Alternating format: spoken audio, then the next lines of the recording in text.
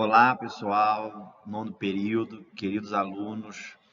Estou fazendo esse vídeo aqui para dar orientações para você para a nossa prova de quarta-feira, do que vai cair, de como estão elaboradas as questões, do que vocês precisam se atentar.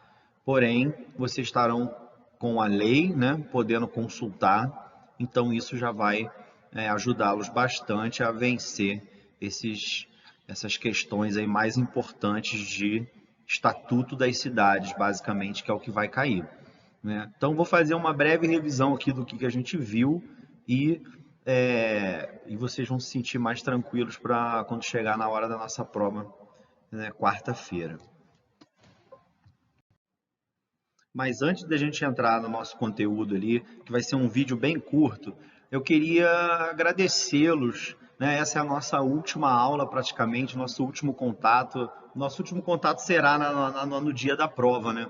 Mas eu queria deixar aqui registrado quanto eu gostei de trabalhar com vocês, quanto vocês são uma turma especial, de pessoas educadas, pessoas interessadas. Eu tive a sorte de, no meu primeiro semestre, lecionar para vocês, né? Naquele momento que eu estava ainda, tinha acabado de chegar aqui na casa, não conhecia ninguém, então eu tive muita sorte de tê-los como minha primeira turma, né? Porque por isso, por serem pessoas educadas, pessoas de bom trato, né? E que eu pude ver nesses 2 semestres que a gente trabalhou como vocês amadureceram, como vocês evoluíram, e eu tenho certeza que a maioria de vocês vão conseguir trabalhar, vão superar os desafios, né, da vida, e que a faculdade com certeza acrescentou alguma coisa, né, porque a gente percebe isso, como vocês tão bem, estão se desenvolvendo.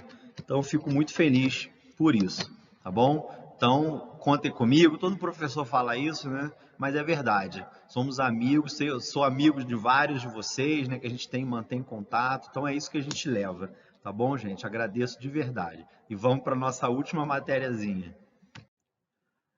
De introdução ao direito urbanístico, a gente comentou que, né, o direito urbanístico ele vem lá na Constituição, né, tem 2 artigos que tratam do direito urbanístico, o artigo 182 e o artigo 183, e tem principalmente a fonte do direito urbanístico está no Estatuto das Cidades, nele que vocês vão poder consultar na hora da prova. Então a gente comentou mais dessa lei, né, do Estatuto das Cidades, que é, na verdade, uma lei que vem cumprir o que a Constituição já tinha orientado em 88, que era necessário uma lei para complementar esses mecanismos de proteção das cidades, de organização das cidades, desenvolvimento das cidades, tudo com uma pegada também de proteção do meio ambiente, né, de proteção das pessoas dentro da cidade, quanto à poluição, quanto a barulho, quanto a estar perto do lazer, de trabalho. Então, é uma lei bem ampla, bem elaborada, né, com diretrizes bem nesse sentido. Então, vamos seguir. Então, a lei já começa nos seus artigos do 1º até o 3º, tratando do que ela chama de diretrizes gerais da política urbana, que são objetivos, né? São objetivos gerais assim que a lei se propõe. E esses 2 primeiros que estão elencados aí no slide são os principais, né? A gestão democrática, a ideia de que a participação da população na formulação das políticas públicas ela é fundamental, né? A participação das pessoas, ouvir o povo, ouvir as pessoas, o que é melhor para elas, e aí sim se pensar em melhorias para as cidades. E, como no segundo ali, a função social da propriedade, né? Tão tratada na Constituição, né? No pouco que a Constituição fala de direito urbanístico, ela fala isso, que as propriedades devem respeitar a sua função social, né? A propriedade deve pensar no bem-estar da comunidade. E, em terceiro lugar, vem a questão do ambiente ecologicamente equilibrado. É por isso que a gente estuda o direito urbanístico dentro do direito ambiental, porque você organizando a cidade, você diminui os impactos no meio ambiente. Então tudo tem a ver, uma coisa está muito ligada à outra realmente. E aí fala mais ali no ordenamento do solo, ordenação do solo, prevenção de ocupação desordenada, entre vários outros aspectos importantes, diretrizes que estão na lei. Já aqui no artigo 4º da lei, ao invés de tratar de diretrizes e objetivos e metas assim no aspecto teórico, aqui a lei traz instrumentos, né, ferramentas para o município, para o gestor público poder intervir no município, no solo, na propriedade, para organizar a cidade. E aí o que ele traz? Primeiramente, é a criação de plano diretores, que as cidades vão elaborar, junto com a participação da população, né, um documento que define um planejamento de longo prazo do município, em que parte do município que precisa desenvolver, aonde que está muito, o trânsito não está bom, o que está muito, que precisa, que uma área que pode ser uma área para se expandir dentro da cidade sem causar muito impacto, e por aí vai. Zoneamento urbano também é uma outra forma de você organizar a cidade, definindo limites, áreas, né, que devem ser respeitadas, e que elas, inclusive, vão constar no plano diretor, que é o plano diretor é um documento mais amplo, e o zoneamento fica mais claro aonde vai ser uma área industrial, onde vai ser uma área residencial e por aí vai. Parcelamento do solo, regras de divisão de terreno e loteamento, né? Você deixa loteamentos grandes ou loteamentos menores em determinados lugares, pensando em como isso vai impactar na mobilidade da cidade, no aspecto ambiental, no aspecto de acesso a serviços públicos. E o Instituto da Regularização Fundiária, que é muito importante e está cada vez crescendo mais, né? Principalmente agora com aquela lei da REURB, não sei se vocês ouviram falar, né? A Lei da Regularização Fundiária Urbana, que não é nossa matéria aqui, mas é uma lei importante que vocês conheçam, ainda mais para a prova da OAB, né? É importante que o Estatuto das Cidades traga essa questão da regularização fundiária, porque é regularizando, é entregando título de propriedade que as pessoas vão poder permanecer nos seus lugares, no melhor lugar para toda a comunidade, que permaneçam, né, residindo no melhor lugar, de menor impacto e de melhor proveito para o ambiente da cidade. Esses são os instrumentos básicos para implementar políticas de melhoria nas cidades. Já nos artigos 5º e 6º da lei, ainda seguindo na linha dos vários instrumentos que existem para a organização da política urbana, né? No outro slide a gente mencionou apenas os 4 principais, mas vocês vão ver na hora quando estiverem consultando a lei que tem diversos instrumentos. Aqui a lei foca mais em terrenos subutilizados, né? Porque terreno subutilizado é muito ruim para a cidade, porque poderia estar sendo utilizado para algo mais relevante, né? Como um comércio, como um hospital, como uma área de lazer. E o imóvel subutilizado, não edificado, ele não é bom que isso fique nessa situação. Então, a lei trata do parcelamento, edificação e utilização compulsórios, né? O proprietário vai ter que edificar, vai ter que parcelar e não vai poder deixar aquele terreno sem a utilização mais adequada para o bem da coletividade. Medidas que visam busca combater a especulação e assegurar o uso produtivo dos espaços urbanos. Outro instrumento muito importante, talvez o mais importante, e isso vai cair com certeza na nossa prova, é a implementação de um IPTU progressivo no tempo.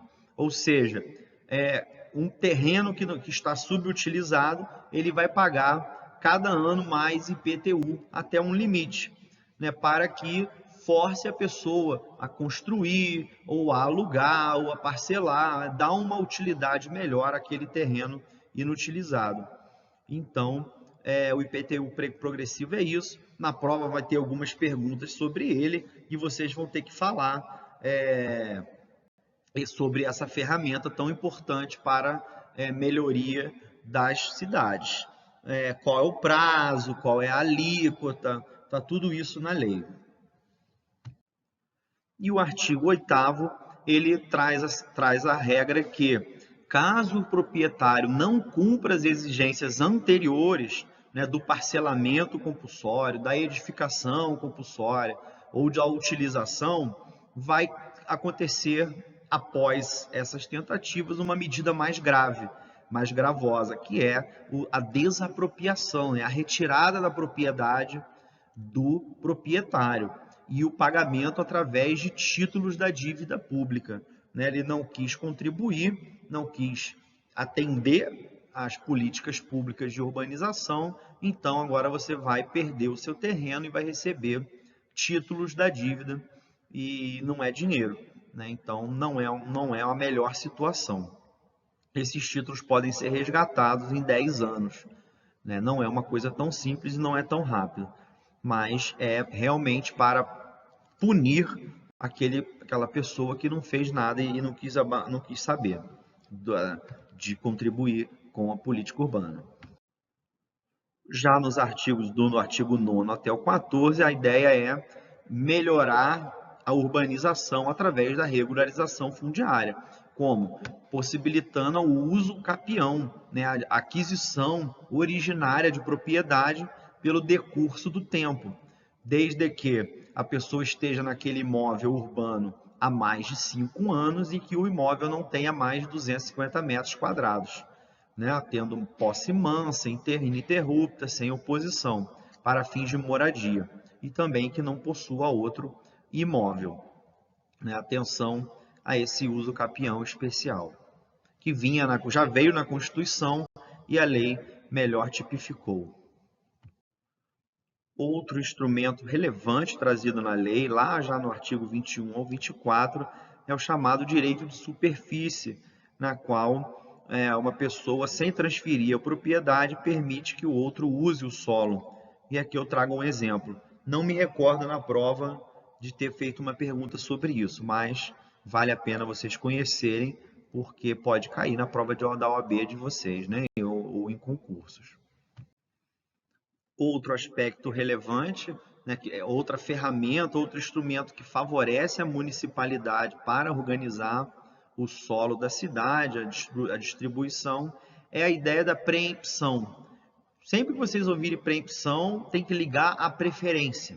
Eu estava explicando há pouco aqui para a turma de direito, né, que estuda direito locação, né, lei da locação, que o locatário, né, quem está dentro do imóvel, pode ter, dependendo do contrato, o direito de preempção sobre eventual compra do imóvel, né? Então, o locatário, ele tem direito a fazer uma oferta igual a de alguém que quer comprar aquele imóvel para que ele permaneça no imóvel. Então, o locatário que está morando, ele tem direito de preempção sobre alguém que quer comprar aquele imóvel. A mesma coisa aqui. Para que o poder público possa melhor organizar o solo urbano, ele pode exercer um direito de preempção. Garante que o município a preferência de compra de imóveis em áreas de interesse público. O município, há uma fábrica, mas o município tem interesse que ali seja uma área de lazer, construir uma praça, um parque. Então, no plano diretor, né, aprovado pelo Poder Legislativo Municipal, é colocado essa regra no plano diretor de que tal terreno, se vier a ser vendido, o município vai ter direito de preempção, ou seja, pagando o mesmo valor de alguém que queria comprar, o município vai ter prioridade para que ele possa implementar, né, programas, como eu coloquei ali de exemplo, de habitacionais, ou área de proteção ambiental, interesse histórico, por aí vai. Outro instrumento da política urbana previsto na Lei do Estatuto das Cidades é a outorga onerosa do direito de construir. Não está na nossa prova, mas vocês podem saber aí para alguma prova que vocês venham fazer, é a possibilidade de que construções ultrapassem o valor do limite do zoneamento, né, que estava trazido no plano diretor ou nos limites de zoneamento do plano de zoneamento. né, o valor arrecadado deve ser destinado ao desenvolvimento urbano. Então, é possível que, né, fuja um pouco da regra, a depender da necessidade e oportunidade, né, daquele empreendimento ultrapassar os limites para, mesmo assim, havendo uma contribuição aí financeira para que seja investido também no desenvolvimento urbano. Então, autoriza que um prédio seja maior do que estava no plano diretor, mas com aquele valor vai construir, né, um estacionamento público lá perto para que não tenha impacto no trânsito, por exemplo. Pois bem, estudo de impacto de vizinhança é um outro instrumento da política urbana. Esse vocês têm que prestar muita atenção, porque vai despencar na prova de vocês, né? Eu vou querer saber o que é o estudo de impacto ambiental, e principalmente, e também que vocês citem, né, um exemplo de um empreendimento que necessite desse estudo. Então vamos ver o que é. O estudo de impacto de vizinhança é uma exigência para empreendimentos que possam ter impacto significativo sobre o meio ambiente e a qualidade de vida do entorno. Serve para avaliar os efeitos de um projeto sobre a vizinhança, abordando questões como o adensamento populacional que aquilo vai causar, né? Um prédio muito grande, muita gente vai morar, o uso e a ocupação do solo, a valorização, geração de tráfego, né, de pessoas, de carros e ônibus, demanda por transporte público, ventilação, iluminação, tudo isso pode ser necessário observar. Agora veja o exemplo que vocês vão ter que falar, né? Cite um empreendimento, um tipo de empreendimento. Então, um shopping center, né, que vai ter muita movimentação, um grande condomínio de prédios, precisa de impacto, desse estudo de impacto de vizinhança, a construção de uma indústria, né, pode causar impacto, vai causar impacto, então precisa do estudo de vizinhança, uma rodovia, a construção de um viaduto, de uma ponte, são exemplos de empreendimentos que precisam da presença desse estudo de impacto de vizinhança. Então fiquem muito atentos aí a esse instrumento que é um dos mais relevantes. E por fim, já chegando lá no final da lei, no artigo 39 e 42, a lei trata do plano diretor, né, o maior instrumento de planejamento que toda cidade tem que ter, cidades com mais de 20 mil habitantes precisam ter, né, e é ele que assegura o crescimento ordenado, alinhado às necessidades da população e das diretrizes de sustentabilidade e inclusão social. Ele é criado por lei municipal, né, define as diretrizes, políticas públicas para aproximadamente os próximos 10 anos. Então, vai cair plano diretor com certeza. Nesse slide é trazido o artigo da Constituição que fala do plano diretor e a informação que eu trouxe no slide anterior de que municípios com mais de 20 mil habitantes são obrigados a ter o plano diretor, né, aprovado na Assembleia Legislativa. Menos habitantes que isso não é obrigatório ter o plano diretor, mas, como diz aí, é recomendado. E aqui, já finalizando, o Estatuto traz uma série de uma série de funções, né, finalidades que o plano diretor vai tratar. Parâmetros de parcelamento, do uso, mapeamento, planejamento, medidas de drenagem, identificação de diretrizes e por aí vai. Cada município, né, que vai fazer o seu plano diretor, porque a questão da organização urbana ela é na competência dos municípios, porque não teria como o Estado, né, de longe, ou o Poder Federal intervir nos municípios, e é um tipo de política que precisa ser feita de maneira local, né? Então, por isso que a gente está estudando isso. Para finalizar, eu só diria que mais um ponto aqui da nossa prova é essa questão da gestão democrática, participação da sociedade, né? A lei preza muito isso, uma gestão democrática, inclusive tem um capítulo sobre isso. E um outro ponto também que trata na prova é que o plano diretor que a gente está falando aqui, ele é sempre articulado, né, ao plano plurianual, que a gente estudou na nossa outra matéria, né? Agora as duas estão se encontrando nesse ponto, né, o plano diretor ele tem que ir ao encontro, junto, né, pensar igualmente o plano plurianual, a lei de diretrizes orçamentárias e, né, o orçamento anual, a LOA, a lei do orçamento anual. O plano diretor não pode ir contra o que essas leis orçamentárias estão prezando, né? Então era só isso. Tá bom, gente? Fico à disposição do que vocês estiverem com dúvida, pode mandar mensagem, mas fique tranquilo que a prova é dentro disso daí e vocês vão conseguir, né, tirar uma nota boa, e muita gente está precisando de nota, né? Vamos caprichar aí na letra, principalmente, tá bom? Um abraço a todos.